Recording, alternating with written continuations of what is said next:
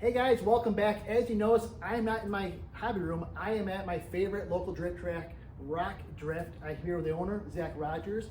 Today we're doing a fun unboxing video for you guys, the new KYOSHO FAZER D2. Zach, why did you bring this car into the hobby shop? Well, Chris, there are many reasons why we picked up a couple of these bad boys, but just to name a few of them, the price point for sure is the most affordable two-wheel drive drift chassis on the market now, just to say the least. Combined with the electronics and the body, it's a value you can't beat, and I think a great way to get people into this hobby. Current MSRP on this right now is around $285. Zach has this up on the shelf for you, $274.99. So come in, drive it, buy it, have some fun. Let's get this bad boy open. Let's do it.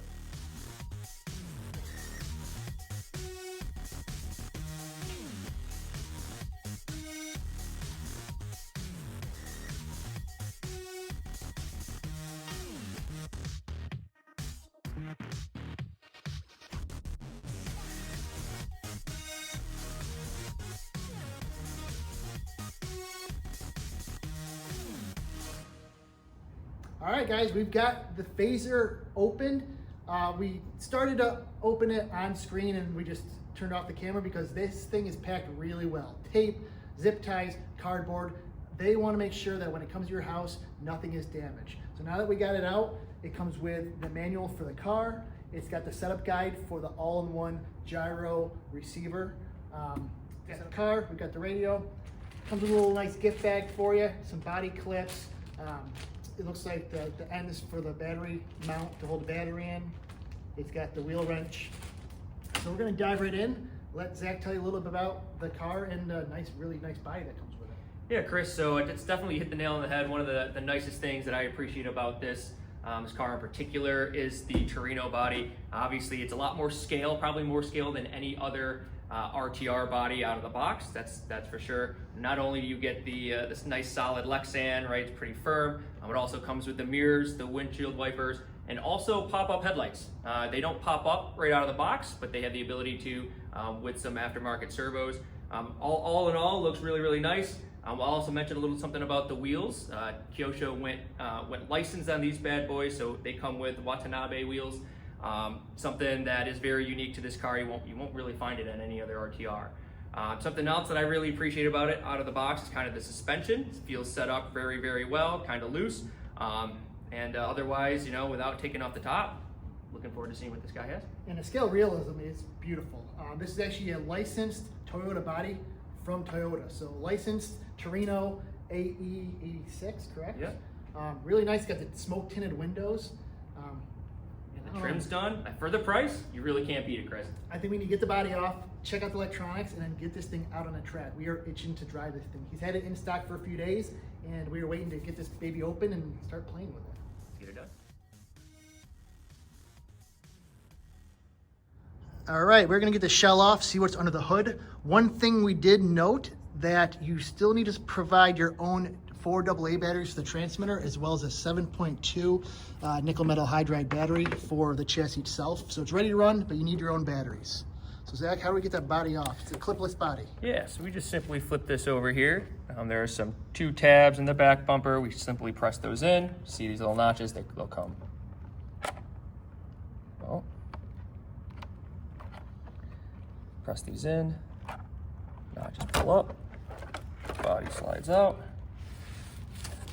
The body is keyed in the front, and it's got those little nipples in the back here that clips into right there. All right, so what do we got inside here? Looks like a brush motor ESC setup. Yeah, I agree. We got a G22 540 style motor that's typical for a 1/10 scale car. It's got their steering servo. Yep.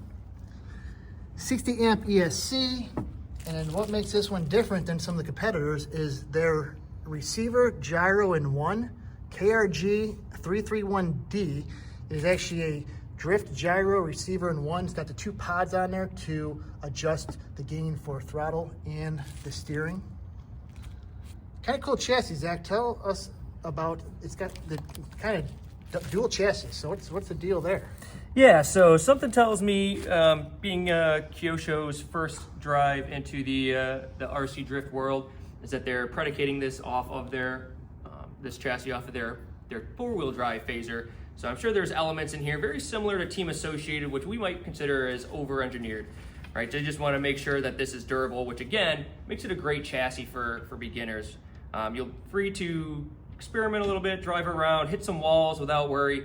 And you can rest assured that this chassis is going to hold up.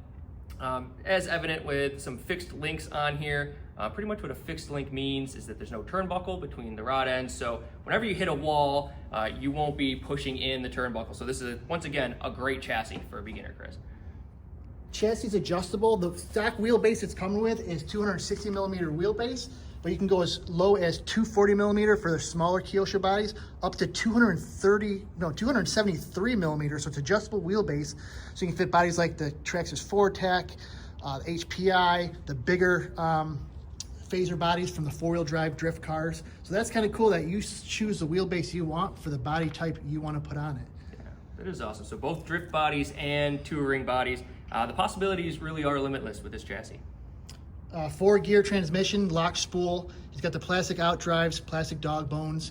One thing I've seen through the wheels, it's got the fake disc brakes, so that looks pretty cool. And calipers. It's got the red calipers with the disc brakes. They really went for scale. I do love the shocks on here as well. We have at least aluminum caps. Haven't cracked these open yet. Not sure if they are oil filled or could be oil filled or dry, but so far they look to be of a higher quality than most other RTR shocks out of the box. All right, so in that package, they did give us different end caps. So it looks like we can use long or shorty batteries for this. Got the Dean's connector for power. All right, let's get a battery in this and see how she does on a track.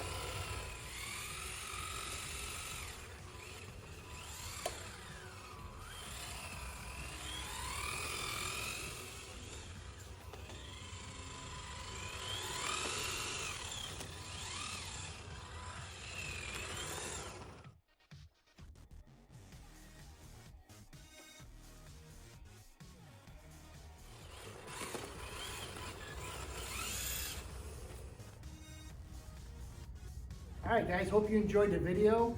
We probably put about 20 laps on it each. We're really excited to get some customers out here to try it out. I think it's gonna be one of Zach's new rental cars.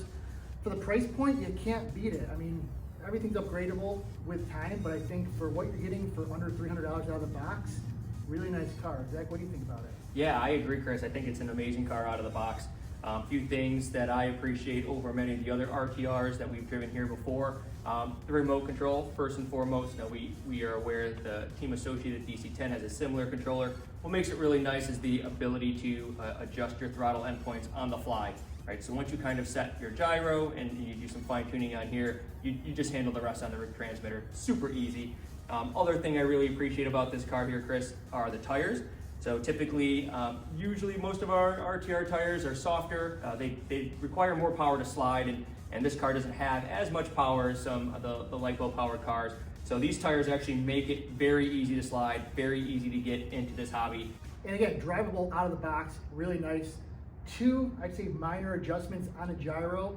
You don't need gyro gain for the throttle. We instantly turned that off because as the car kind of wanted to counter rotate, it was literally chopping the ESC control. You don't need that for drifting. So we just turned that all the way off, and then we lowered or raised the gain. We raised the gain just a little bit, just so we moved the dial a little to the right, just about a quarter, just enough to, right before you see the wheels shake, and that seems to be the sweet spot for this car. But once you get comfortable, we dial it back down, it throws that tail around. So I'm thinking for under $300, having a body that nice with all the details, upgradable, you can buy the light kit, the pop-up headlight, you need a servo for that. Budget friendly, guys. Yeah. Check it out. Zach has them in stock at rockdrift.com. Come on down, try it out. Let us know what you guys think. Thanks for watching, guys.